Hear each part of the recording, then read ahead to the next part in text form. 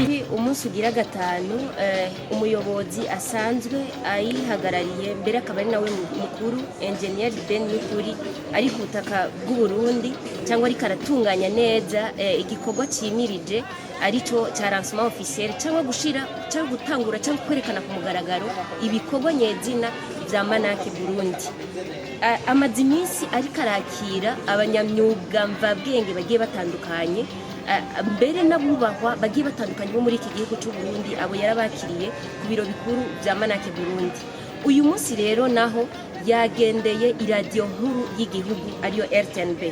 Turifuza ko mwotubwira mu ncamake cyangwa byiyaguye mbega mwashoboye kuyaga kubiki ni igiki mwashoboye gushikako dushikirize nk'abarundi cyangwa abarundikazi cyangwa abandi bari ahatandukanye bumve mbega Manake ikivyifatamo gute irikikora iki niki mwaganiriye ni radio nkuru y'igihugu.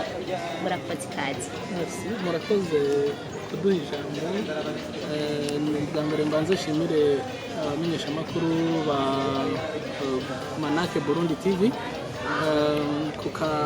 kukaryo keza muduhaye ko kugira ngo tugaragaze umunezero w'ingene twakiriwe kuri RTNB, donc Radio Télévision Nationale du Burundi. Uretse ko iri isanzwe iri au service de la nation, ni imaze ikiringo kinini iri kirafasha abarundi muri rusangi, mugabo mvuge ku bw'umwihariko gupromotinga abartiste canke kubateza imbere, kubakorera ubuvugizi, gutangaza ibyo bakora. Ni iteka ku gihugu cacu rero kubona dufise inzego donc za leta zumva imigambi twatanguje. Waruvuze n'abakuru donc abatowe n'abene gihugu, abashinga amateka, abakenguza amateka bamaze iminsi batugendera, nabo bahinga mvabwenge. Je novuga yuko muri rusangi uretse umwansi w'amahoro n'iterambere niwe ashobora kuvuga yuko atoshigikira Manake Burundi, ariko umuntu wese novuga yuko azi aho igihugu cacu kivuye naho kigeze naho kija ntashobora kuvuga yuko Manake ibyo iriko irakora atari bikorwa bidasanzwe. Nibaza yuko ni kese y'umwanya, ni ikibazo c'umwanya. Nibaza yuko abantu bazobibonera ku bikorwa. Ntidukunda gukoresha amajambo twebwe muri Manake, ahubwo tuba dushaka yuko ibyo twemereye abantu tuca tubikora, ibyo dushize ahabona ari uko biriko biraja mu ngiro. Rero mumbajije ngarutse kuri ico kibazo canyu uko twakiriwe hariya ku radio nkuru y'igihugu, umuyobozi ajejwe televiziyo imbonesha kure, novuga yuko yatwakiriye neza cyane kuko mu byo twayaze harimo gukorana ico bita partenariat, guhana abahinga, kuko murazi ko muri Manake dusemwo departement canke igisata kijanye n'abamenyesha makuru ndangakaranga, no kuvuga bavuga ku by'akaranga ku Burundi, ku by'imico n'akaranga. Abo rero muri RTNB batwemereye yuko bazodufasha kugira ngo bahabwe inyigisho formation zizotuma ibya culture bihabwa inguvu, iby'imico n'akaranga mu Burundi bihabwa inguvu, kuko ni gisata tuvugishije ukuri gisa n'icibagiranwe, kuko uretse leta igerageza kukinagura, ariko ku rwego rw'abigenga urabona yuko inguvu zisanzaye. Burya rero iyo inguvu zitari hamwe nta kintu kinini, nta musaruro ku gihugu canke ku bene gihugu ushobora kuboneka. Nico gituma jewe muri mavuga nti dukorere muri politike ya leta mvyeyi. Murabona nyene cyo mukuru w'igihugu cacu ingene aguma asaba bene gihugu gukorera hamwe, kuko inguvu ziri hamwe zica zibyara igikorwa kidasanzwe. Mu gusozera rero nashaka mvuge kuri ivyo bya lancement officiel.